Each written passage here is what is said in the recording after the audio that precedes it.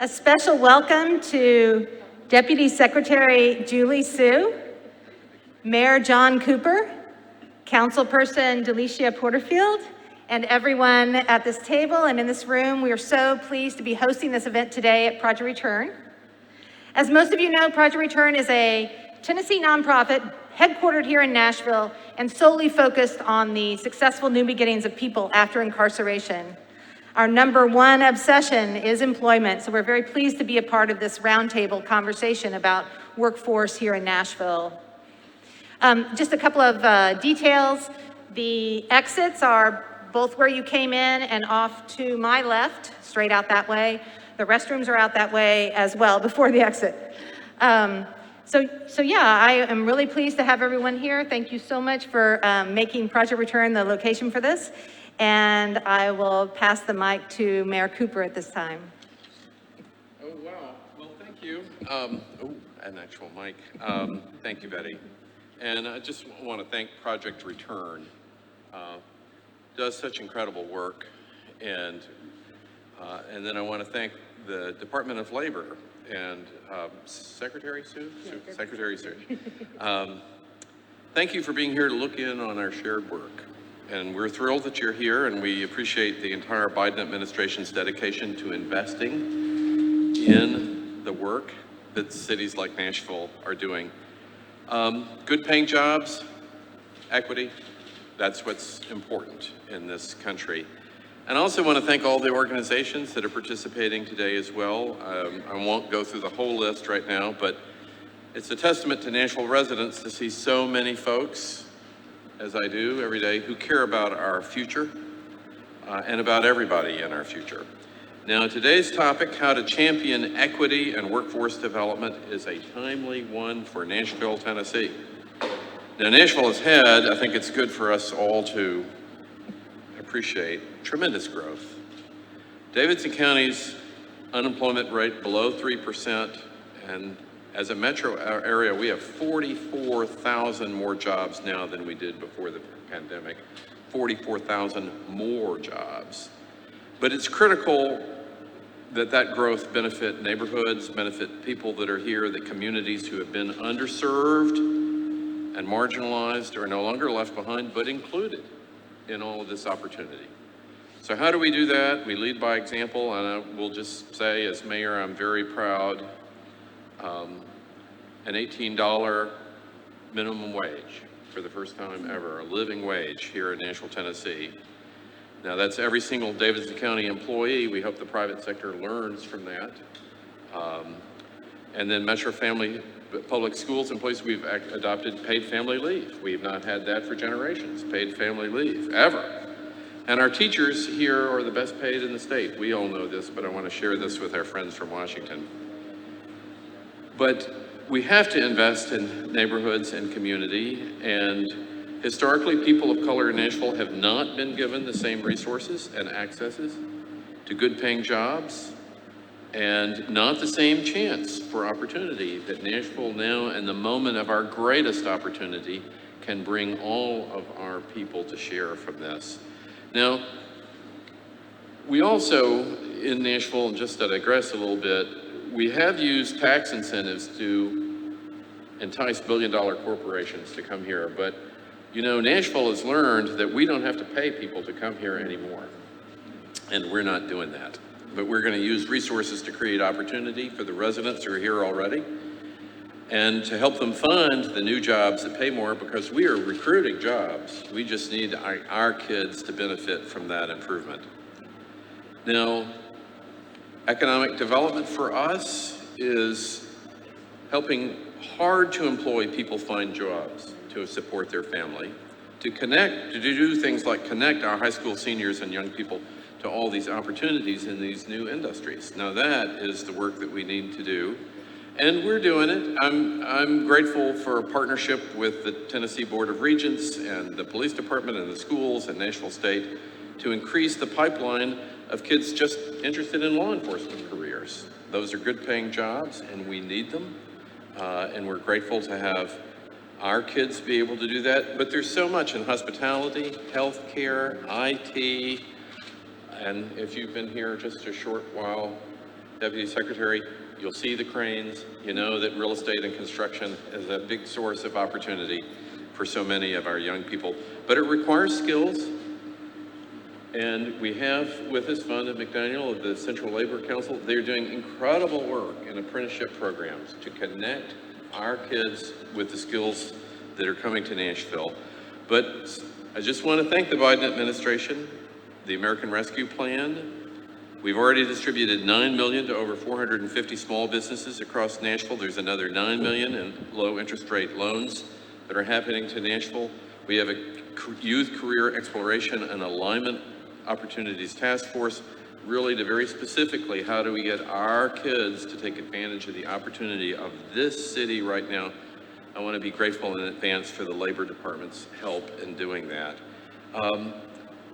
Digital inclusion. Nashville is a big success in the digital economy. We're the #1 content creator of all cities in America. This is quite a thing. I mean, it's based on our great music industry, but it includes IT. It includes our HBCUs. We're the Athens of the South here. It includes our universities. That's how you get something like that. So we're well positioned for the 21st century, but we're not equitable. We're not getting the opportunity out. We're not getting jobs to the folks that were discriminated against in the past, and this is an opportunity in the future. But so thank you to the Biden administration and the American Rescue Plan money. And thank you for your commitment and support of cities to do this work of getting opportunity out to everybody. And I'm excited that we're in a city that has this much opportunity, but we need help in getting that out and making all people benefit from that. And again, back to Project Return, this is one of our great nonprofits in Nashville doing just incredible work for the whole community. So, Madam Secretary, thank you so much for being here. Very great, and thank you, Betty, that voice on the, and very quickly, I always, all this work is possible with our city council. So you'll hear later from one of our city council people. I mean, just what this council has done for education alone is historic. We have increased by over $200 million what the city spends on education. We're funding, we will this time next year be funding education 80% at the local level and only 20% at the state. You're in a state that funds 65% state and 35% local. So we're willing to meet the challenge of the moment for when our kids are involved. So thank you all very much. I appreciate it. Oh, here's Charmaine. Mayor Cooper. All right. So good afternoon, everyone. My name is Charmaine Davis. I serve as the Southeast Regional Administrator for the U.S. Department of Labor's Women's Bureau, and I am really excited to be here with all of you today. Many of you I'm getting to meet in person for the very first time, which is a complete pleasure. So I'm just going to spend the next 2 minutes giving you an overview of the flow of today's agenda, and then we're going to jump right into things. So basically, we've come together with this roundtable to talk about equity in workforce development. And we want to also talk about what are the ways that the U.S. Department of Labor can support the efforts that you all are currently executing here in Nashville to advance equity in workforce development. So we're going to begin the roundtable by hearing from the Women's Bureau and the Urban League. They'll be sharing some key findings from reports that they have produced. And that'll just kind of give us an understanding of some of the unique workforce development needs of specific demographics in the city of Nashville. Then we're going to shift and we'll hear from local organizations who will talk to us about the different opportunities that exist for workers in the city of Nashville. What are some of the challenges that exist for workers? And then just talk about the great work that's already being done. Then we'll hear from Madam Deputy Secretary Sue, who will talk to us about what are the ways that the Department of Labor can support you all here in Nashville. And from there, we'll spend the last 20 minutes really having an open conversation, talking about what are the next steps.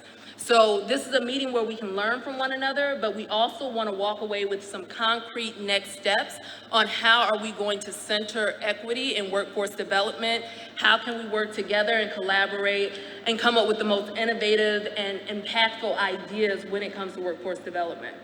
So I will not prolong things any longer, and I'm going to pass it to my colleague SJ to present on Bearing the Cost, a report produced by the Women's Bureau.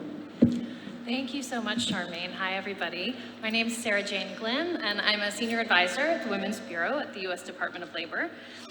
For those of you who might not already know, the Women's Bureau is the only federal agency that's mandated by Congress to represent the interests and the needs of working women.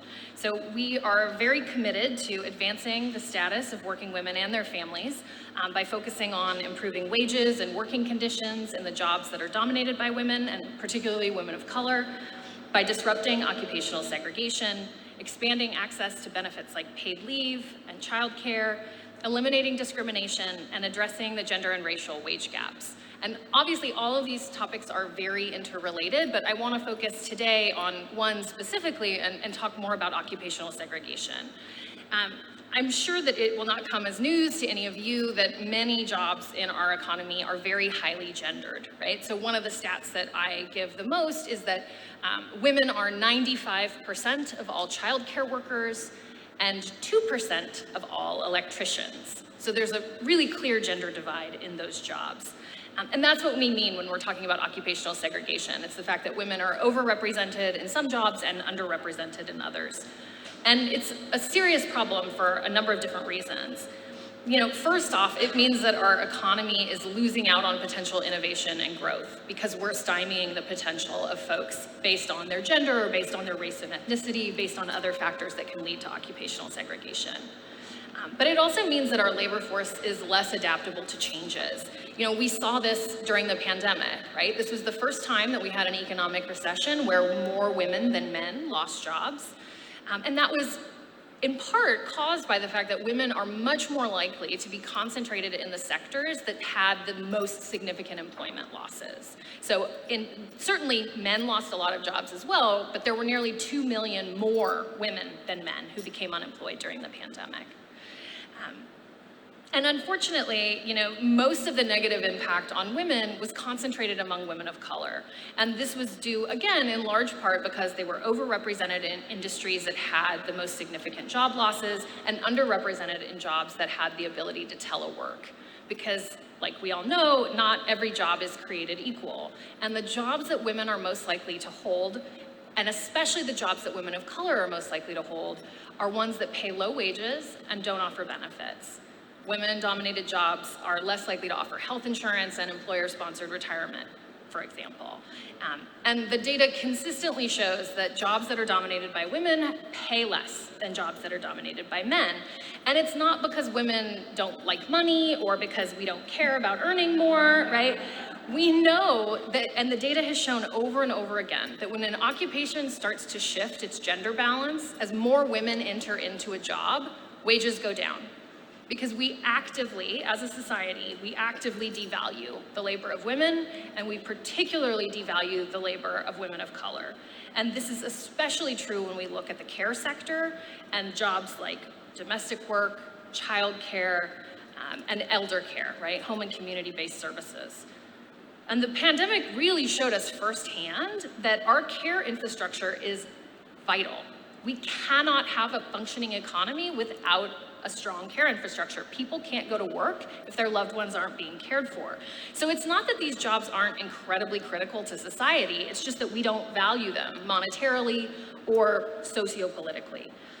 So what is the effect of all of this? You know, my colleagues and I released a report earlier this year, like Charmaine said, called Bearing the Cost, where we estimated how this occupational segregation impacts the wages of Black and Latina women. And what we found was that back in 2019, so before all of the upheavals of the pandemic, Black women lost more than $39 billion in wages, and Latinas lost more than $46 billion in wages relative to white men because of differences in the types of jobs that they hold. Now, that's not the total effect of the gender and racial wage gaps. That's a much, much bigger number. That's just the section that we can identify as being caused by occupational segregation. And even here in Tennessee, the losses to Black and brown women totaled more than $1.1 billion in lower wages. And that's a lot of money that could be spent to support families and to go back into our local economy. So we know what causes this, right? Some of it's due to gender norms and stereotypes, and luckily those have been changing over time. But educational sorting and training gaps between men and women, and between women of color especially, coupled with women's greater family caregiving responsibilities, not to mention harassment and outright discrimination that are unfortunately far too commonplace, all of these throw up barriers that keep women out of certain jobs, and even if they're able to enter, might push them out so that they aren't able to stay and make that job into a career. So we know what we can do about it, right? There's two approaches that we're taking at the same time. On the one hand, women-dominated jobs are important, and we should value them. So that means we need to focus on raising wages and benefits and making sure that all of these critical jobs that are currently filled by majority women are jobs where you can support a family, right? Where you can actually live and thrive. But we also, at the same time, need to really be bolstering our supports to help women enter into non-traditional careers when they want to. And we need to make sure that the jobs of the future have racial and gender equity baked into them from the very beginning. That's why we're having conversations like this today. So for us at the Women's Bureau, this looks like a lot of different things, right? So part of it is, our WANTO grant program, right? It's women in apprenticeships and non-traditional occupations. Just last month, we announced a new $3.4 million in new grants that went out. This is reflected in conversations like the ones that we're having today and conversations that we're having with mayors across the country, right? To think about how they can make sure that the workforce development that's happening in their cities is taking racial and gender equity seriously from the very beginning. It's not an afterthought. It's something that we are intentionally making part of the process all along. And this is not just a Women's Bureau priority, this is a department-wide priority at DOL, which is why we have the Good Jobs Initiative, which is really focused on making sure that jobs that are funded through the bipartisan infrastructure law are also really thinking about equity and taking that into serious consideration from the beginning. So that when we are spending government funds to create new jobs, we're making sure that equity is part of the equation. So thank you all so much for having us here today. It is my joy and pleasure to actually get to work here in Nashville. I work and spend half of my time in DC, but when I'm not in DC, I live in East Nashville. So I take this, this is personal for me as well as professional. So I'm really excited to get to learn from all of you today about what's happening here and to start building these relationships so we can continue to work together moving forward. Thank you. Thank you, SJ. And thank you for really helping us understand the need for us to address occupational segregation when we're talking about workforce development and creating those pipelines for women to enter into higher paying, typically male-dominated jobs. So Kenya, I'm going to turn it over to you to share some of the findings from the report produced by the Urban League. Good afternoon. Can you hear me? Can you hear me? Yeah. Okay. Good afternoon. I'm Kenya Magruder with the Urban League of Middle Tennessee. I am the Director of Government and Community Engagement. A couple weeks ago, the Urban League released a report, which is called Advancing Workforce Equity in Nashville, a Blueprint for Action. We partnered with actually JP Morgan, who actually funded this report, along with Policy Link that actually worked with us to do the research for this. And as SJ just talked about how women actually carried the brunt of losing jobs here in Middle Tennessee, and while this focus was more so on Nashville, everything that she stated that happened around the country happened particularly right here in Nashville. And so COVID actually, before the COVID-19 pandemic, Nashville's strong economy sustained its growth and helped make Tennessee's largest city and the state's biggest economic powerhouse. And but new research exposes the disconnect between the region's increasing diversity and the overall prosperity. While people of color are driving population's growth in Nashville, there are not equitable benefits in its economic gains. So therefore, there were three actual recommendations And a part of this, before I get into the recommendations, is that we also started a workforce collective, which is a group of numerous organizations, and we're still building them to put forth to move this forward. Part of that has come forth is to start working on these 3 recommendations that will help. Those 3 recommendations are centered racial equity in workforce development programs, which basically is to start doing more training, do data tracking, as well as measuring progress. One of the things is that we don't know is how many women or how many African American, Latino, other people of color actually lost jobs as we start to look at the number. Also increase the access to pre-apprenticeships, apprenticeships. I'm a class of 93 high school graduate, and the only thing that we always talked about was internships in high school as well as internships in college. And that's a total different conversation now that students have to have, regardless if he or she is going to college or if they're going to junior college or if they're going to go into a trade. They have to be ready, not only educational-wise, but also work-wise. And that does not just mean for the job itself, but also how do you interview? How do you dress? When you go on college campuses, they don't look like the students that look like some of us when we were on college campuses, and they have to be prepared. But they also need to understand what's coming and what the shifts and the changes that they need, as well as other training placement services that cannot connect people of color to high quality jobs. One of our biggest schools here in Nashville is Tennessee State University. They just opened up a brand new dorm, and I'm not for sure if a lot of the students had the opportunity as engineering students to actually be interns to help build that build the building. And lastly, we know that a big workforce that's happening is re-entry. Men and women are leaving prison and they're coming back to the community. And a lot of companies, Google for example, are making investments in technology to train women and men to be ready to return to workforce.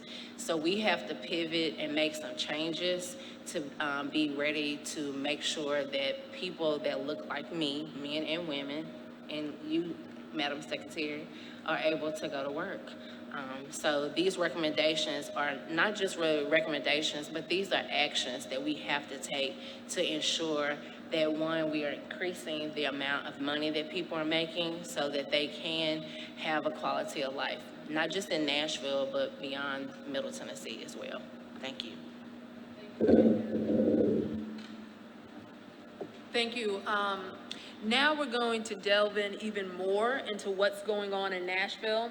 We'll be hearing from local organizations talking to us about what are some of the opportunities that exist for workers, what have been some of the challenges, and then what have been some of the victories won here in Nashville. So we'll begin by hearing from A Better Balance for Rosa, and she's going to be talking specifically to us about what are some of the challenges and just what is the state of women in the city of Nashville. So I'll turn it over to Rosa. Thank you so much, Charmaine. Can y'all hear me? Can y'all hear me now? Okay, awesome. Thank you so much, Charmaine, and thank you to the Deputy Secretary and Mayor Cooper for including us in this important conversation. For those who might not be familiar, Better Balance is a nonprofit organization that advances justice for workers so they can care for themselves and their loved ones without risking their economic security. We operate a free and confidential legal helpline for workers, and our regional southern office is based here in Nashville. So today I just want to sort of paint a brief picture of, the current status of working women in our state and some of the challenges. So in 2020, we know that partly due to the COVID-19 pandemic, women in Tennessee had a higher unemployment rate than men. We also know that for years, women with children, specifically in our state, have typically had a higher unemployment rate than women without children. Also that Black Tennesseans have faced significantly higher unemployment rates than white Tennesseans. Tennessee also ranks in the bottom 10 states in terms of the gap between men and women's labor force participation rates. And on top of that, in Tennessee, nearly 2/3 of mothers are the primary or co-breadwinners for their families. And I want to give a shout out to Sarah Jane, because that research comes directly from her. And so in addition to that, Black mothers and young unmarried mothers are even more likely to be family breadwinners. So essentially, we know that working mothers are providing a really vital source of financial support for the majority of families with children in our communities. At the same time, we know that nearly 4 in 5 workers in the South do not have access to paid family leave through their employers. In addition, women in Tennessee are paid just 80 cents for every dollar paid to men, and unfortunately that gender wage gap is much higher for women of color. We know that Black women in our state are typically paid only 67 cents for every dollar paid to white men, and Latina women typically make just 52 cents for every dollar paid to white men. So of course this translates into thousands of dollars in lost wages for families in our communities. If we close the gender wage gap in our state by ensuring that working women earn the same as comparable men, the state's poverty rate for working women would decrease by nearly 40%. That's according to estimates from the Institute for Women's Policy Research. That would also significantly grow the state's overall economy. And as other speakers have mentioned, occupational segregation is one of the key drivers of this wage gap, and that really underscores the need for exactly what we're discussing here today, right? Which is programs to train and prepare women workers for higher paying positions, especially with so many new jobs coming into Nashville in, sectors like tech and healthcare and other, typically higher paying industries. But I do also want to note that at A Better Balance, we really strongly believe that all workers, regardless of industry, regardless of income level, must have access to these basic protections like paid leave or like, accommodations for pregnancy and breastfeeding in the workplace. That brings me to another factor that drives this gender and racial wage gap, which is the so-called motherhood penalty, right? So without these supportive policies in place, like pregnancy and breastfeeding accommodations, like paid leave, flexible schedules, access to affordable childcare, many mothers and family caregivers have no choice but to leave the workforce altogether, and this can really set them back in terms of pay and opportunities for advancement for their entire career if they are even able to re-enter the workforce at some point. And so, of course, as we're going to discuss today, the solutions to these challenges really are multifaceted, but it has to include stronger policies to support working mothers and other women who have family caregiving responsibilities. And just to close, I do want to lift up that Nashville has made some progress here. A Better Balance was proud to help lead the campaign back in 2017 for the city's paid family leave policy for city employees, and we really want to applaud Mayor Cooper and the council for expanding that policy to public school educators this year. So, really excited about that progress and look forward to continuing to build on it, because we know that that's a win, not just for our families, but for our overall economy as well. Thank you. Thank you, Feroza, and thank you again to Mayor Cooper for expanding access to paid leave here in Nashville. So we've heard some of the challenges, and we want to also lift up some of the good work that's being done here in the city of Nashville and begin thinking about what are some models that currently exist that maybe we can scale up. So I'm going to turn it over to Delicia from Stand Up Nashville to talk to us about the work they've been doing, the work they've done around community benefits agreement, and just future work that you're doing here in Nashville. Absolutely. Thank you so much. And Deputy Secretary Charmaine, thank you all for having us here. Welcome to Nashville. We hope that you all love it as much as we do, and make sure that you get some authentic hot chicken while you're here. So With that, I'm here with Stand Up Nashville. I am the director of leadership and advocacy with Stand Up, and we work really hard to fight for working class families every day here in our city. One thing that we've been really successful at, we were able to negotiate the first community benefits agreement in the South, and this benefit agreement is being used as a nationwide model. So you heard earlier, I'm also a councilwoman here in Nashville. So some of the work that I do, I actually go around the country and train other progressive elected officials. And I have people asking me all the time about the community benefits agreement that was done in Nashville. And we literally have cities around the country that is using this model in their cities to get the community benefits agreement. So what we saw was a few years back, we did have a soccer stadium, a soccer team that wanted to come here to Nashville, and Stand Up was able to work with other nonprofits in the community, to work with our faith-based groups, to work with the city council, to work with the administration, to work with soccer, to negotiate this community benefits agreement. And after spending a lot of time engaging with the community, talking to the people of Nashville about what they wanted to see, people in Nashville felt like development was happening to them. This was happening around the time where we had multiple years of our city employees not getting their cost of living adjustment. This was around the time when we thought that our city's safety net hospital was going to be closing.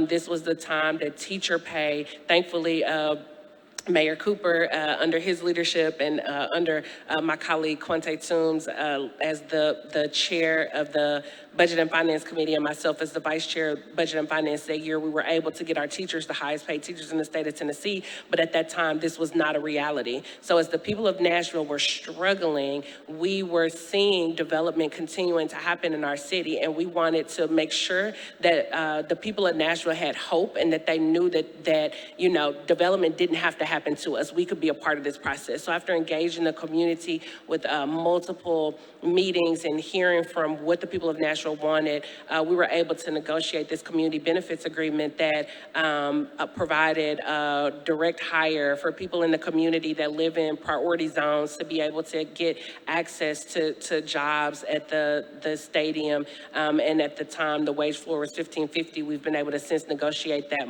more. We were able to negotiate a child care facility that will be operating on a sliding scale to ensure, we've talked some about child care here today. What I've been hearing from child care providers is that no longer is this an issue that impacts low-wage workers, which of course it's a tragedy that low-wage workers cannot afford child care. But what I'm hearing from child care providers is that's not the case anymore. What we're seeing now is people that have been solidly middle class people no longer can afford childcare, and families are struggling each week trying to make sure that they're providing childcare. So we were able to negotiate childcare, 4,000 square foot facility, sliding scale childcare. We were able to negotiate artisan space for small business owners to be able to have space in at a reduced rent in their facility, and we're able to negotiate affordable housing within the development that is being built. And it's an accountability piece. Promises are not enough. We need legally binding agreements that make sure that this goes forward. So this is something that Stand Up had worked on. We're in this 30-year agreement. We're going to keep making sure that the people of Nashville are represented and that their interests are represented. And this is the type of work that we need. And we have to make sure that we're providing more opportunities for more community benefits agreements throughout the community. Whenever we're looking at these large scale developments, we have to look at how does this impact the people of Nashville and how can the people of Nashville benefit from this. People want to make sure that their tax dollars, are funding education and funding roads. We also have to make sure that we're funding and prioritizing workforce development. What we're seeing, I have a dear friend who's one of my constituents who moved here from California, and him and his wife, they sold their $1 million home, which was really tiny in California. He sold his $1 million home and he came here and he bought a home in my community for $250,000. And now that's nothing, but in 2019, that was something. And that's something that our teachers couldn't afford and our firefighters couldn't afford. But he was able to sell his home, buy a house here, buy a house in Ohio, pay off all of his debt, and live off the money from selling that home. But that's a home that a Nashvilleian could not afford to buy. And as we continue to bring these great, wonderful tech jobs to our community, and companies like Oracle are coming here to our community, and that's a wonderful opportunity, and they're bringing these great high-paying jobs, but how do we make sure that Nashvilleians are getting those jobs and making sure that we are not getting priced out of the housing market because of high tech and because of high-skilled workers that are coming here and are able to afford to buy houses that the people that make the city of Nashville, they can't afford to buy. And I'm a single mom. When you talked about the stats of single women of color, I am a single mom of color. So I know firsthand, I'm thankful to have bought my house in 2010 on the end of a recession, but I wouldn't be able to buy a house now. And we have to make sure that we're providing these opportunities so that working class people can still live in this city and that they're not being unintentionally pushed out to the suburbs and having to commute into the city that they love and serve each and every day. So that's part of the work that we do with those community benefits agreements. Yeah, thank you for sharing that, and you really captured why we're here, today, to make sure that we can invest in current residents so that, current residents of Nashville can really benefit from the great jobs that are coming in to the cities. So I want to turn it over now to the Central Labor Council and hear from Vonda and Carla about the work that you all are doing. So thank you. Thank you, Mayor Cooper, for inviting me to the table. So happy to have Deputy Secretary Sue here and Charmaine for organizing this event. About a month ago, both Delisha and myself participated when the Secretary came for the TVA conference with contractors. It was a joint major. And the room looked so much different. And so thank you for coming to give a voice to the concerns that women are experiencing in this economy around access to high-paying, family-sustaining jobs. I have been the president of the Labor Council since 2014. I have been a union member for, in July, 30 years.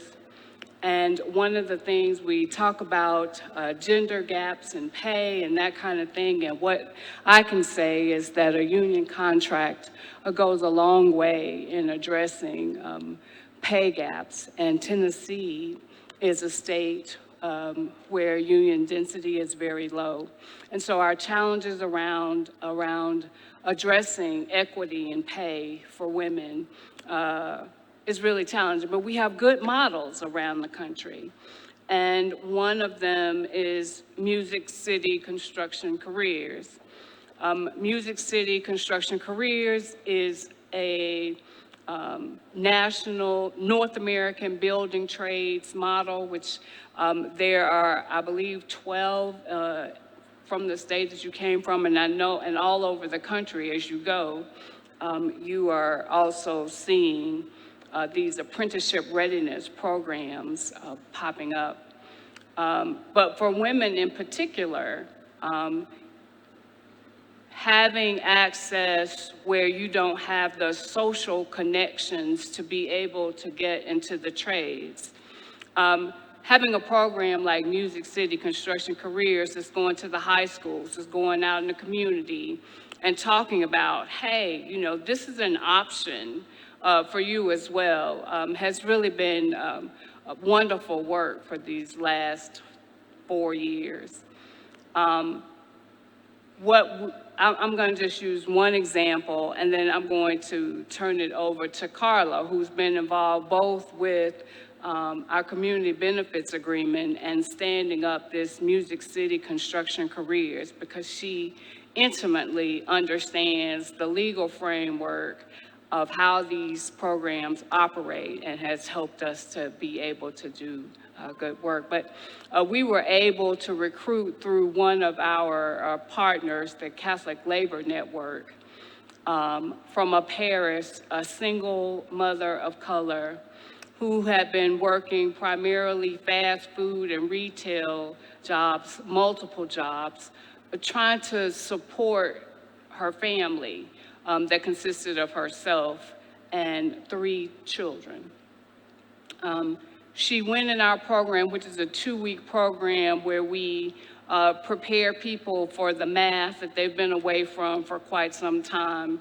We teach them the interviewing skills that Kenya talked about are lacking.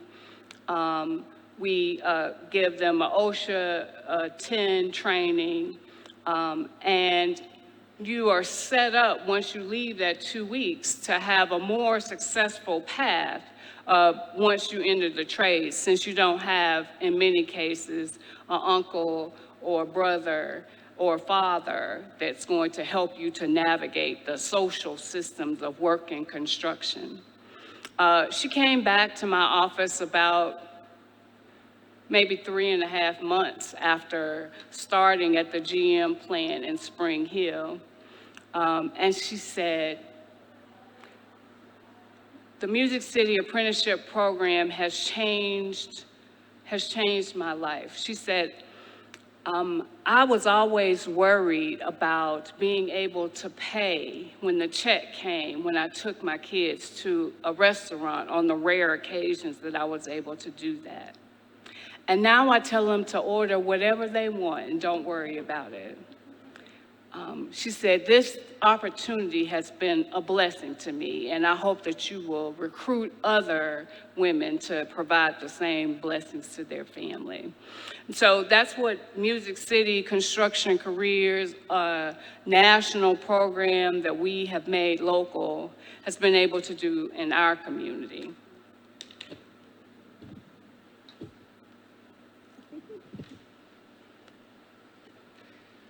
Thank you, Vonda. Just briefly, I wanted to follow up from my perspective. My name is Carla Campbell. I'm an attorney. Much like you, Secretary, I work in what is a highly gendered industry, and so more so the older I get, it seems. And so I'm extremely appreciative of seeing these faces of amazing women around the table, and thank you for organizing this for that reason. I wanted to speak very directly to some of the women's issues particular to our state. I represent the Central Labor Council, as well as most of the unions that are coalition members of that council and others here in the state. And so this is my experience from that perspective. Nashville is a wonderful city. It's very welcoming to all people, including and especially women. And I'm proud to be living here. I'm a native Tennessean. But unfortunately, we live in a state that often makes promoting equity difficult. We live in a state that has recently restricted women's access to health care, which we all know will impact women's participation in the workforce. There are also a number of preemption laws that the state has passed in this state. For example, cities are not allowed to mandate paid leave among businesses. Cities are very restricted by the state in what they can do as far as equitable hiring mandates and requirements. And all of these things impact women on a really fundamental level. And so I wanted to take my limited time today to speak to one of Sarah's comments, which was, I believe, action item number 2 of this panel, how the federal government can bolster support for women in this city doing the work that these women are doing here. And so I can make 2 points if I can. The one is that the federal government can do more with their grant making to help cities like Nashville that find themselves in a state environment that we find. Instead of giving grants to, for example, the infrastructure grants are a very good example. A lot of the point system, the competitive grant making that would allow a city like Nashville to win infrastructure money, the city's not allowed to do, the state does not permit us to do. And so rather than making those competitive awards, make the grants contingent on requirements that there be paid leave for those grant recipients. Make them have hiring quotas as a requirement, have childcare subsidies or other types of benefits that would bolster women entering the workplace again, make them requirements rather than making them factors or options, because it's very hard in this environment for us to do it. Of course, all these organizations could do those wonderful things if it was mandated in the federal grant making. And the second point I will make, and then I will cede my time, is that the federal government could do a more concerted job of leading by example as an employer. We're large. Tennessee is a great beneficiary of federal employment. The Tennessee Valley Authority, the Department of Energy has huge reservation in East Tennessee. It's incumbent on those organizations to lead in a changing workforce, to give things like subsidies for childcare, to mandate that their own contractors require paid leave, which is not currently the case. And so with that, I will conclude my remarks, but again, thank you so much, and thank you for Charmaine and Sarah and to the Secretary for convening this wonderful panel. Thank you, Carla, and we appreciate your recommendations regarding what the federal government can be doing, and specifically the Department of Labor. Stephanie, I know that Nashville Chamber of Commerce has been doing quite a bit to create those pipelines into good jobs for diverse and typically underrepresented and communities that have been not invested in as much as others. So can you talk to us about the work that the Chamber is doing? Absolutely. So just to start with a little bit of context, we all know that having a prepared workforce is what impacts our economic competitiveness. This is why it is a huge issue that we're focused on at the Chamber. Businesses, their sources of talent include recruitment, retention, but ultimately it's the pipeline of local talent that we have to focus on. Currently in the Nashville region, that's the Nashville MSA, we're at a 70.1% labor force participation rate. That's of July. There were 73,000 job openings in the region over the past month, 44,000 in Davidson County, and regional unemployment is at 3.1% as of July. So this equates to about 36,000 unemployed in the region, and that's a gap of about 37,000 more jobs than we have people to fill them. So this doesn't even consider the skills gaps. It doesn't consider underemployed or sidelined workers. We know that this labor shortage is due to demographic shifts. We know that it's not going away, no matter the economic conditions that are coming forward, that we're going to see this labor shortage for a long time to come. And it's why that we at the Chamber are focusing on immediate outcomes for end of high school experiences to pools of talent that can be quickly developed. Strategies can be more targeted when we look at disaggregated data and we better understand how individual populations are faring in the economy. That's why this conversation is so critical, why we need to look at gender and equity gaps within race and ethnicity as well. So to identify the need from the Chamber's perspective, we look at workforce projections, we look at industry-specific feedback, and we can see that the top occupation gaps that we're going to be seeing into the future in our region include healthcare, business and finance, and IT, where we need more than 1,500 employees over the next 3 years. And these industries pay an average of $67,000 per year annually. So this is a great opportunity that we find ourselves in to really lift up our friends and neighbors and make sure that they are prepared and have access to those high wage, high demand jobs. post-secondary awards, we also look at gaps in what's currently being developed from our post-secondary institutions compared to the demand. And we are in great need of registered nurses, accountants, auditors, software developers, elementary school teachers, HR specialists, among others. So we can get pretty granular in really working with our educational providers to make sure that they're connecting these populations that are currently underserved with those opportunities. The Chamber has convened 5 industry-based employer collaboratives to really identify areas where they are having trouble filling certain occupations, and they can get really granular. They can look at where they're getting their talent, and we can help build provider partnerships. And those partnerships can be with traditional institutions, but they can also be with Project Return, and they can be with the Music City Construction Careers and other organizations that are serving opportunity populations. That also helps employers make sure that they have diversity, equity, and inclusion built into and embedded in their talent pipeline strategies. So most of the Chamber's work I mentioned is focused on preparing our homegrown population to meet those immediate and long-term needs of employers. And one of the things we need to focus on is post-secondary attainment and enrollment. And that can be your traditional, again, 2-year, 4-year. It can also be credentials that will lead to high-wage, high-demand jobs. We have seen that Tennessee's college going rate has dropped 9 points in the past 2 years.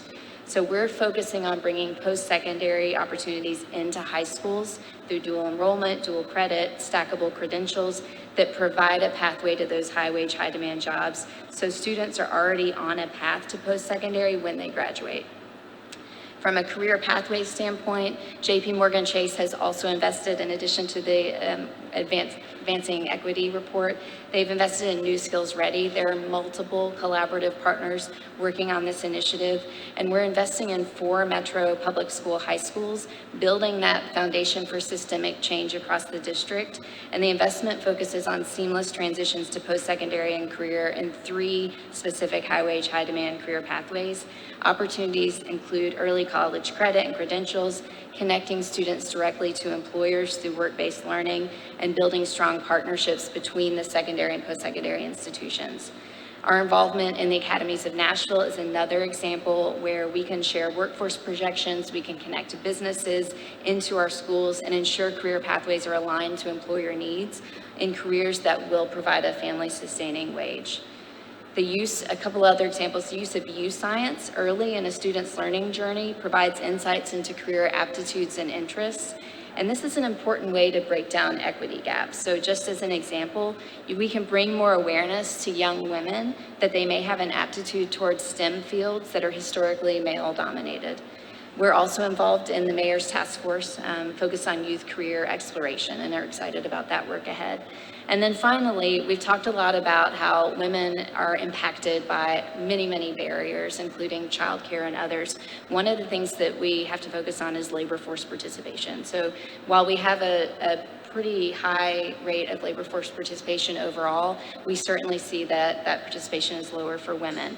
So to provide opportunities for sidelined workers who have opted out of the labor force and for underemployed, we look at policy levers. The Chamber is the lead organization for a statewide coalition called Business Leaders United and SkillSpan, looking for specific policy issues at the state level and the federal level that can help open up access by addressing some of those barriers.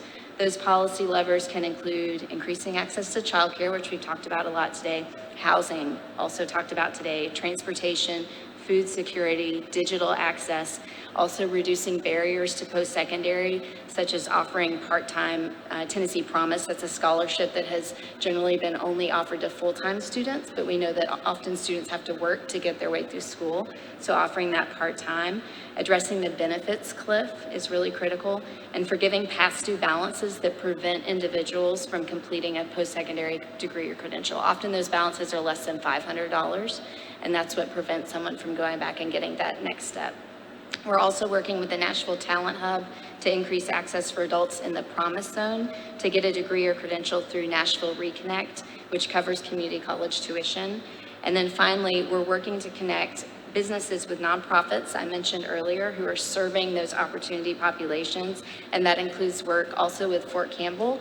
We've got a partner here who works a lot with Fort Campbell, Marla, and also Eric, for soldiers transitioning out of the military, and also for spouses. That's a really critical talent pipeline that we need to make sure our Nashville area employers are aware of. Individuals with disabilities, formerly incarcerated, who Project Return serves, and also opportunity youth who are out of school and out of work. So those are just a few examples of the kind of more granular work that we're doing to help build these career opportunities. Thank you. Thank you, Stephanie. And so now I'm going to turn it over to Madam Deputy Secretary Sue and Renata to follow her, and they're going to really talk about what are some of the ways that the Department of Labor can partner with you all to invest in workforce development. Charmaine, thank you so much, and thank you to everybody who spoke. I feel like the theme is really connections and connectivity, so I really want to just focus on that.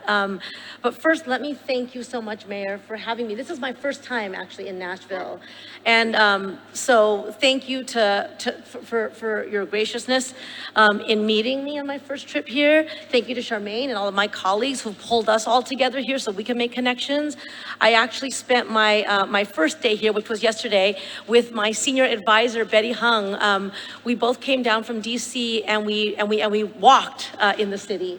And we walked to see the witness walls, and we walked by the city hall and the state capitol, and we walked to the church where about 6 decades ago now, Reverend Lawson brought together young people from historically Black colleges and universities in the area to learn about nonviolent protest. And through their work, there was just such, like a dramatic change between, when they started sometime late in the year to the following spring, right outside City Hall, and commitments made to desegregate Nashville. And so I'm really like sitting here with the weight of that history as we speak, looking at these incredible leaders throughout Nashville who are carrying on that legacy of Nashville leading significant and at the time unimaginable change. And this is a time where we need significant and in some ways, really transformative change. And so I'm just proud to be part of living in Nashville's leadership. So there's the connection to history. There's also obviously the connection between the organizations at this table, which I'm just so, again, like glad to get to bask in that. And the connections between the federal, state, and local governments, because the workforce system is really a partnership among federal, state, and local entities. And we in this administration, under the leadership of Secretary Walsh, are really committed to rebuilding that partnership. For too long, I think the workforce system has operated sort of as a, the state and the local entities are like unruly children, and the federal government is like the stern parent, and there's a level of, we just got to keep folks in line, and we really want to take a very different approach. We think about it as unleashing the full power of the workforce system for the needs that we have now. To put it another way, the president has really delivered on historic investments, not just the American Rescue Plan Act, which the mayor already talked about, but the $1.2 trillion in infrastructure investments, right? And we're seeing, as he has said over and over again, that these are not just about delivering on infrastructure, delivering on good roads and safe bridges and electric vehicle charging stations and clean water and affordable and reliable broadband, but it's on delivering on good jobs. And we know that people cannot enjoy those good roads and safe bridges and electric vehicle charging stations if they don't have the economic security that comes with a good job. They're not going to be able to turn on water, their faucets to get clean water, or sit down at their kitchen tables and get on the internet if they can't afford the rent or the mortgage. And so good jobs are really key to everything about infrastructure. at the Department of Labor, we think of the workforce system as roads and bridges too, right? They are the roads and bridges that connect people to the good jobs they want and need, and employers to the people that they want and need. And so it's just really a pleasure and a privilege to be here to talk about those things with all of you. SJ already mentioned, one of the initiatives of our Labor Secretary, Marty Walsh, is the Good Jobs Initiative. And that initiative is laser focused on everything that you all have talked about here today. The first is ensuring that the entire $1.2 trillion goes toward creating good jobs, that we're not just talking about building any of these things off the backs of working people without benefiting working people. So good jobs, good union jobs, good family sustaining wages, good conditions, for, workplace conditions. People go to work, they come home safely at the end of the day, they come home with all the wages that they earned in their pockets. And ensuring that there is access to those jobs in the very communities that need these things the most. So, Delisha, your point about community benefits agreements, that is a model for how we're gonna deliver on the president's promise. And so these are just very, very high priorities of our president, of our vice president, of our labor secretary, and of the entire Department of Labor. If we do not create those connections correctly, we will have missed out on a really, really transformative moment. Again, I'll just say something about history, right? Which is that the challenge is clear for us. We know that, in the 1930s and 40s, the Works Progress Administration made incredible investments in infrastructure. And we did see infrastructure, but we did not see equity. We did not necessarily see good jobs. At that time, women were about 25% of the civilian workforce, but they only got about 12 to 18% of the jobs that were created. So there's all kinds of research that's been said about unequal gender outcomes. We are also living with the history of equity does not happen by accident. It does not happen because we wish it were so. It does not happen because we talk about it. It happens because we engage in intentional partnerships and policies that create that kind of equity. The same thing for Black folks. Black folks were cut out of most of the training programs in those 30s and 40s that led to the jobs to create that kind of infrastructure, which had not just an effect at that time, it had an effect on intergenerational poverty, and we are dealing with that now, here today, in Nashville and all around the country. The same thing happened in the 50s and 60s with further highway investments and the lack of attention to the equity outcomes of those investments. So the Biden-Harris administration is laser focused on making sure that we do not repeat those kinds of inequities in what comes out today. That's why we're here in Nashville. That's why we're all talking to each other, and that's why my hope is that when we all, what comes out of this meeting and we leave here is about very concrete connections that we all have made about how to work together to make sure that we do not repeat those inequitable outcomes. So let me just say one more thing about the importance of the mayor's leadership and the local work that's happening on the ground. We know, right, the workforce system is a partnership for a reason.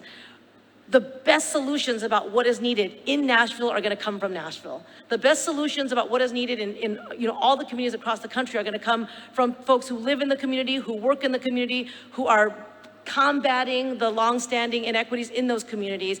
And we at the Department of Labor want to be sure that we are supporting, doubling down on and making you feel our, the support for the work that you are doing on the ground. When you are doing things like entering into community benefits agreements, we want you to know that we back that. When you have project labor agreements on project, we're talking about a majority of work in construction. The construction industry is one of the most segregated industries that we have. When you want to talk about women and Black folks on jobs, the construction industry has work to do. And so we want to make sure that we are supporting those efforts. Carla, I want to acknowledge your points because we can do better. We do have to do better. We are working very hard across all of the federal agencies that have the money, right? Department of Energy, which has already been mentioned, Department of Transportation, Department of Interior, Department of Commerce.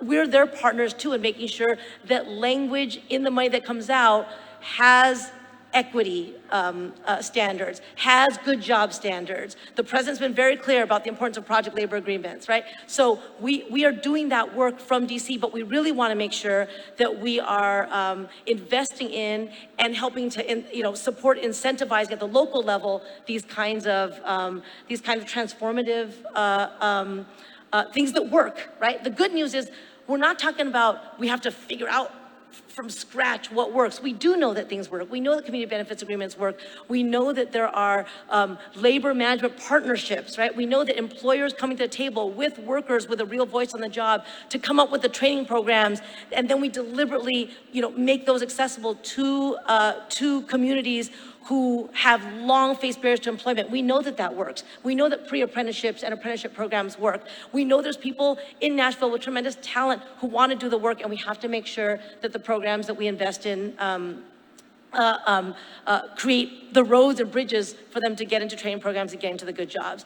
So that is the lens, that is the focus that we bring to this work. Again, we really look forward to supporting Nashville's leadership in this space.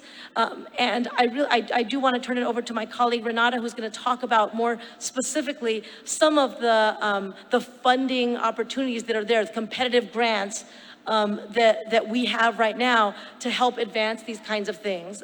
But we also, I just want to state, we have a goodjobs.gov website that has a lot of this information on it, both our perspective and really concrete opportunities for how the Department of Labor is leaning in on all of the things that you've all mentioned that are so important. So the amazing Renata is going to share details about what we have at the Department of Labor. Thank you, oh goodness. Thank you, Madam Deputy Secretary, and Mayor Cooper and Charmaine for inviting me to be here. Just a couple of things I want to follow up on that the Deputy Secretary mentioned, and that has been a theme here, is that of partnerships and connections. And one of the partnerships that we are really working to enhance in our federal, state, and local partnership initiatives is working closely with our workforce development boards who are in our various counties throughout the states across the country. In the Southeast region, we are working to really connect with our local boards and through our state partnerships so that we are working with those communities as best we can to provide information, technical assistance, information on funding opportunities, et cetera, that we can help our local workforce partners provide to those communities that they're working with. One other thing that the Deputy Secretary mentioned was centering a lot of our funding opportunities and grants around equity.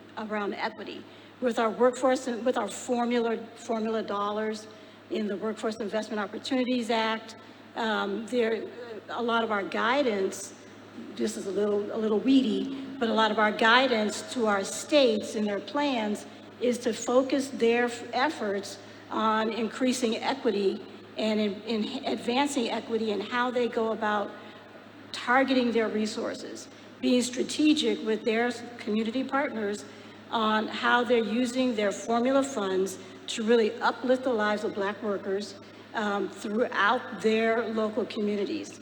So you have a great resource at the table that you'll hear from in a few minutes, Marla Rye, who is going to kind of help us lead that charge in that conversation around advancing equity in our, and being a strategic partner in a lot of the things that we do.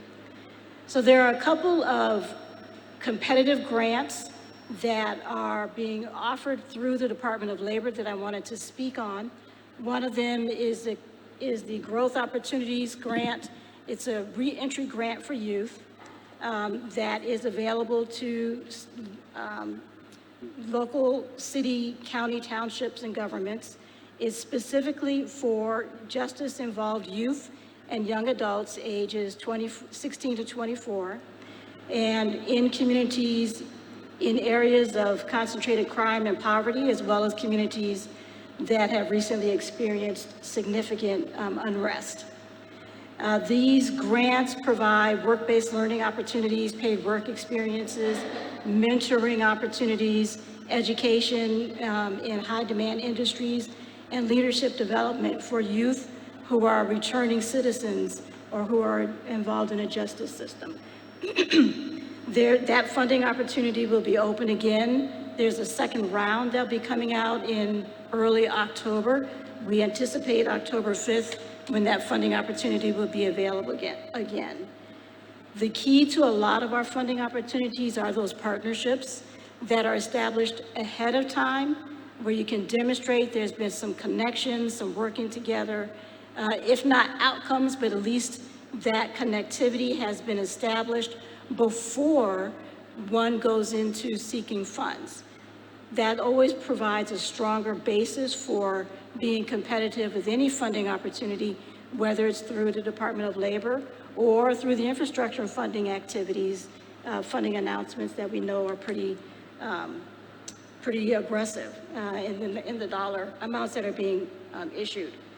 Another funding opportunity to look for is strengthening community colleges in training grants, which looks to build the capacity of the community colleges to provide equitable services and access to more people of color through their industry sector partnerships and career pathways. Again, that funding opportunity announcement will be available in mid-October, around October 14th. And there's been a lot of conversation already about registered apprenticeship programs and pre-apprenticeship programs. The department has committed to a 10-year plan to continue that investment in pre-apprenticeship programs, which sounds like a lot of the partners here are pretty well familiar with. I would encourage you to stay connected to those pre-apprenticeship programs and look for continued opportunities and funding through our apprenticeship system. And if you're not familiar with our regional director for apprenticeship, we should get you connected to make sure that you're aware of what those opportunities are as they come about. Just one word I want to say about the infrastructure funding. Having sat on a panel with a number of our Department of Transportation partners last week at a Southeast Training Association conference, they are looking for partnerships. The Department of Transportation at the federal level, at the regional level, has money that they're pushing out. They know they have a strong need. They have a workforce that's aging. We already have heard about the workforce needs that exist here, more jobs than there are people, and they're looking to work actively with the Department of Labor to be able to develop workforce training strategies to access those funds. Don't miss that opportunity. Marla will have lots of information. If she doesn't have it now, she'll have it soon, so that we can make sure that she's in a position to help provide access to those funds and help build or strengthen the partnerships that are already in place to be able to leverage the funding that's being made available through a number of our federal agencies, if not just the Department of Labor. Thank you, Renata. And so now we want to spend the next 15, 20 minutes talking about what's next. We've heard some of the challenges, we've heard some of the opportunities, we've heard what models are currently working. So we want to ask, where do we go from here? We want to hear from you all about what additional investment do you need from the Department of Labor in order to scale the models that are working? How do we replicate what Stand Up Nashville has done by winning the community benefits agreement? How do we expand on what Stephanie is doing with the chamber, connecting employers with nonprofits that are training and doing job readiness programs? What do we do next? So I'm going to turn it over to Marla because, working with the Workforce Development Board, you have connections with community, with labor, many of the folks around the table to kind of lead this discussion. And also, like I said, I want this to kind of be an open conversation the next 15 and 20 minutes. Definitely want to hear from you, Betty, about what are the unique workforce development needs of those who are justice involved, formerly incarcerated. What do we need to be thinking about to make sure they aren't being left behind? Penny, definitely want to hear from you. You're doing work with Job Corps. What are the unique needs of those in that age group of 16 to 24? So want that to be lifted up during the next 20 minutes here. But Marla, why don't you talk to us about what the Workforce Development Board is currently doing and what you're thinking about next steps. And, like Renata said, it works best when we're working together collaboratively. And I know the Workforce Development Board has been focused on bringing us together. So why don't you kick off the conversation? Thank you very much. It's wonderful to be here today. Secretary, Mayor, thank you for convening this powerful group of women that are around this table, and I just appreciate seeing all of you all here today. I am Marla Rime, the Executive Director of the Northern Middle Tennessee Workforce Board. We cover 13 counties, population of about 2 million folks, of which Davidson County that we're in today is about a third of that, or a little over around 700,000 folks. So we've got a large task, and you can't go anywhere today and talk to an employer that their number one concern is not the workforce and how they're going to get a qualified, skilled workforce. The unemployment rate's been mentioned a couple of times. I don't like to talk about rates. I like to talk about people. There are currently 13,000 folks in Davidson County right now that are on the unemployment rolls. So, Mayor said we've got 44,000 new jobs. How are we going to upskill those individuals and then develop talent pipelines to address those skill gaps? And some of the things that the Workforce Board is doing, and I did just a quick pencil calculation here, I can think of about $75 million in grants that are coming to the Middle Tennessee, Nashville region right now. The Tennessee Alliance for Economic Mobility, led by the Martha O'Brien Center, just received $25 million to help individuals, primarily women, that are entering the workforce that may face a benefits cliff. And if you haven't or aren't familiar with what the benefits cliff is, if those ladies aren't making jobs in a good enough wage, then a lot of their public assistance is going to fall off and they're in a no-win situation. So how do we leverage all of this funding mechanisms to be able to provide the supports that these ladies need to get off the welfare system and to get into a good job? The United Way just received a $20 million grant. Persevere through EDA received a Good Jobs Challenge grant of $16 million to serve individuals that are coming out of the justice system and placing them into the IT sector. The Workforce Board has about $13 million of investments to youth, adults, and dislocated workers. And TVA, they're investing funds in workforce development. And that's not to mention the employers that have said, we have got to start addressing workforce development ourselves and building training programs. So the Workforce Board is trying to be really strategic about making investments into the system that's going to address equity and fill these open positions. And something that we've not really talked about today that the Workforce Board is really wanting to focus on is incumbent worker training. We've talked about those that are unemployed, but what about those that are underemployed? Especially in the healthcare sector, you're looking at the CNAs, those, when you look at the statistics, they are primary people of color, and you go on up to the higher skill jobs like RN and rad techs. Those are majority white. So how do we take and work with those healthcare providers and upskill those lower paid positions so that they can become employed in those higher paid good jobs? Same thing with teachers. We are currently working with the first nationally registered teacher apprenticeship program in the United States and trying to upskill paraprofessionals that are primarily, I think the last statistic I had was like 60% of paraprofessionals are people of color.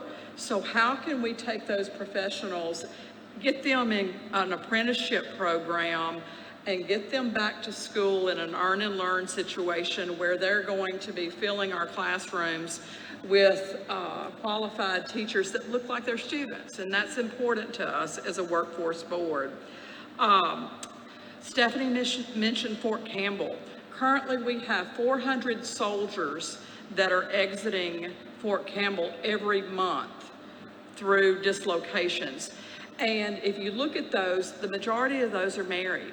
So how can we take and assist those women that have supported their husbands, supported our country, now that their husband's out, maybe it's time for them to go back to work.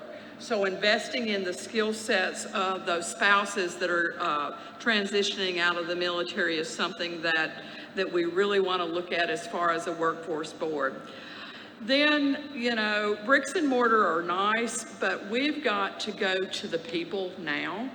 We've got the mobile American job centers.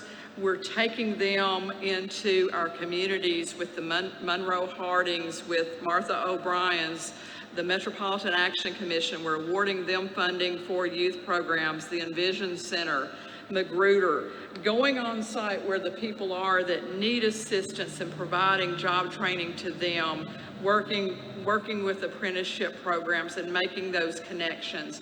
I like to say that the Workforce Board is a convener, and working with the nonprofits and working with the employers and making sure that they are meeting with those job seekers.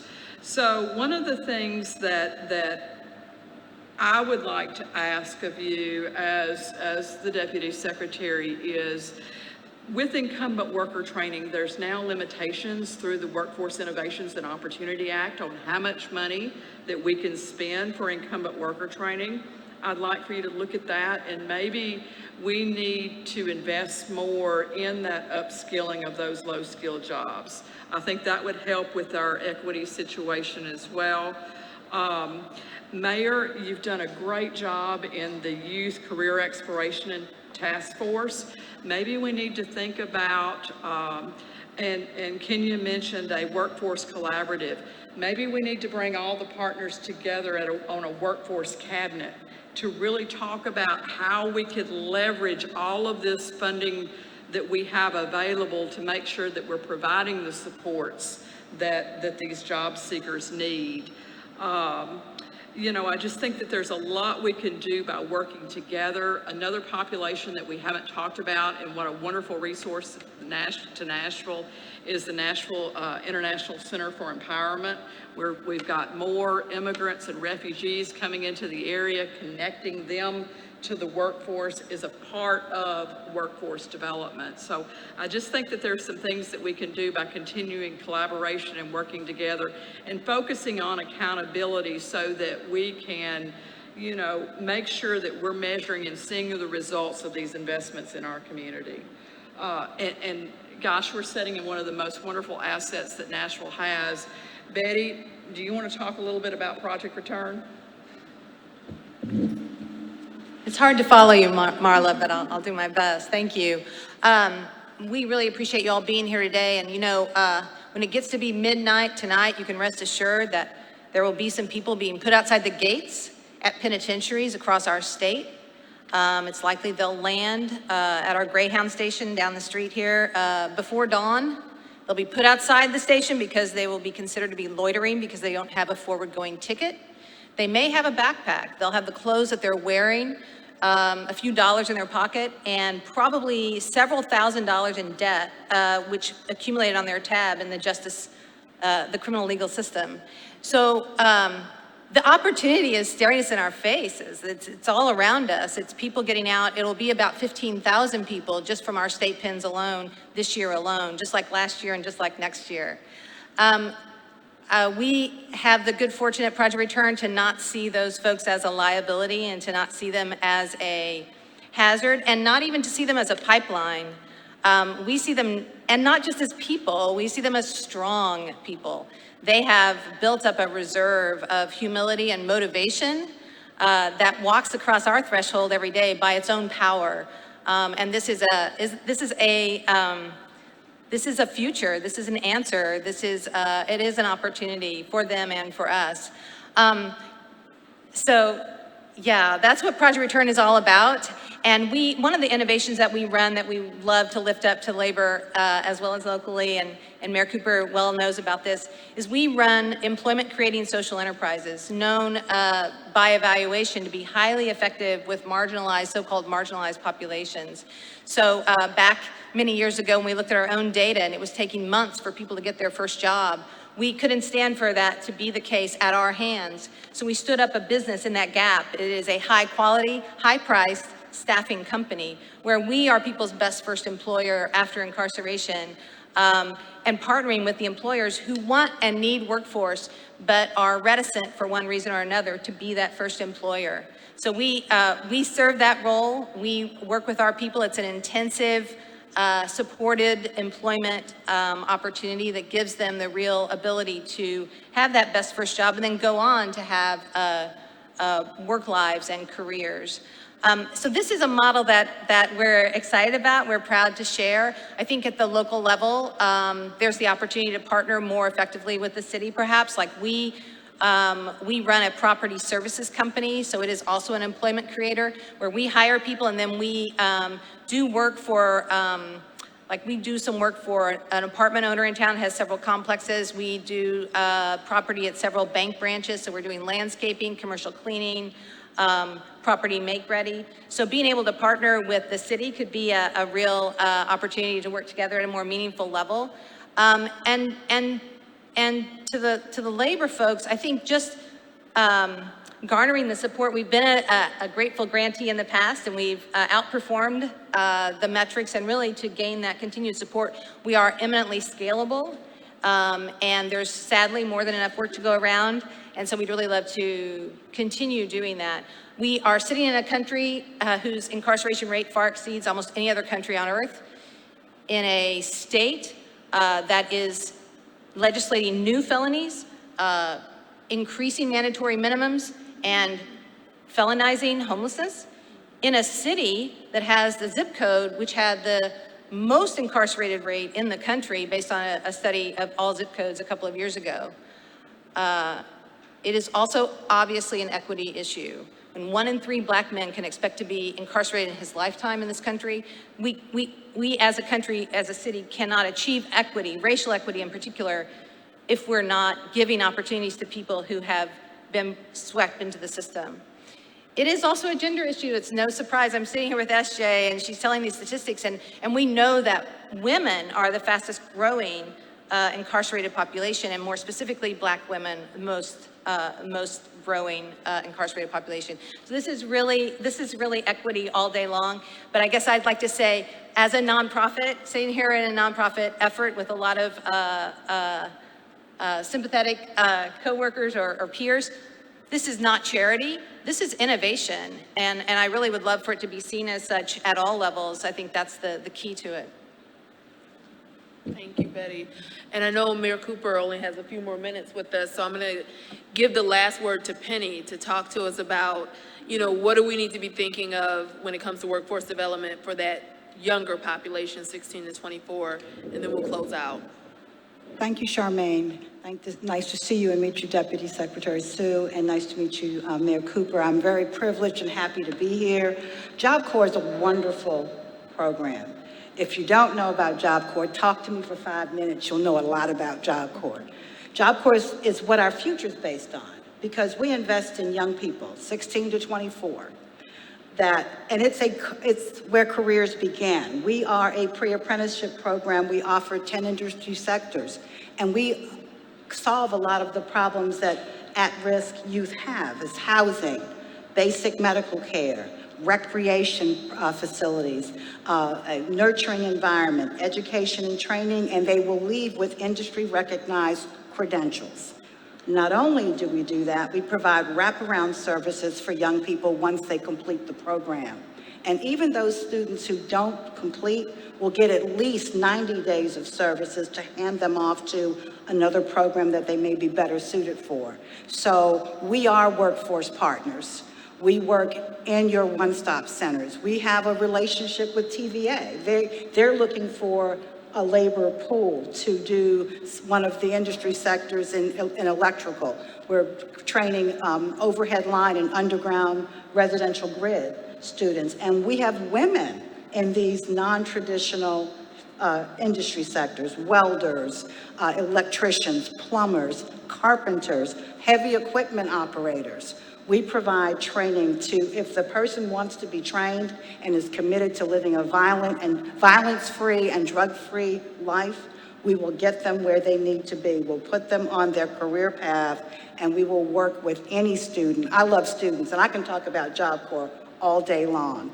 And I definitely like partnering with the Women's Bureau to try to attract more female students to our program, to get that pre-apprenticeship so they can go on to that good wage union job. If they're a carpenter or a plumber or electrician, you name it, we provide the training.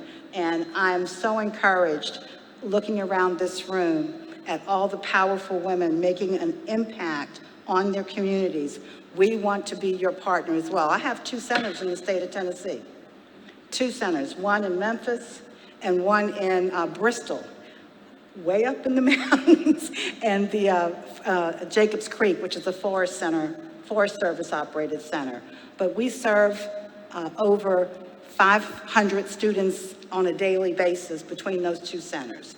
And so around the year, during the year, in a pre-COVID, my region served over 7,000 students. So I want to let you know that Job Corps is a partner with you. We sit on workforce boards, local, youth councils, local, and would welcome the opportunity as the regional director for the 7 southeastern states, which Tennessee is one of.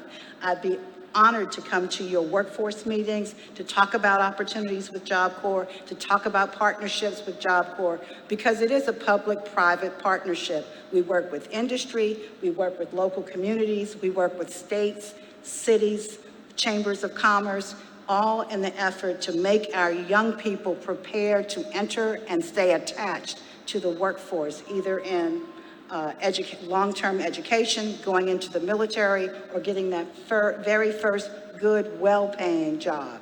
Not the low-paying job, but the good-paying job. So thank you for having me, and I'll entertain any questions about Job Corps. Charmaine, 2 follow-up items. One, we would love to have a Job Corps sitter here in Middle Tennessee. I think that would be something to take back. And 2, one of the things that the Workforce Board is really wanting to do is be intentional about investing in targeted populations. We would like to do some performance-based contracting and maybe lead a pilot project first in the United States about how can we, through performance-based contracting, drive minority equity wages and services to women as well. So focused on accountability and performance outcomes. Thank you, Marla. And thanks everyone for coming out and joining this conversation today. This is really just the beginning. So definitely expect to receive an email from me as a follow-up. I want us to convene again, probably, obviously virtually, get on a video call and debrief and talk through like concrete next steps, so we can think about how do we better serve incumbent workers, to your point, Marla, those who are just as involved, immigrant and refugee populations, women, and men of color, low-income workers in the city of Nashville. So I'll be sending out an email so we can do a follow-up debrief call and just talk through next steps. So I want to thank you, Mayor Cooper, for joining us. Obviously, Madam Deputy Secretary, thank you for coming all the way down to Nashville, Tennessee. And thank you, Betty, for hosting us. Thank you all. And I look forward to us convening again. Have a good evening, everybody.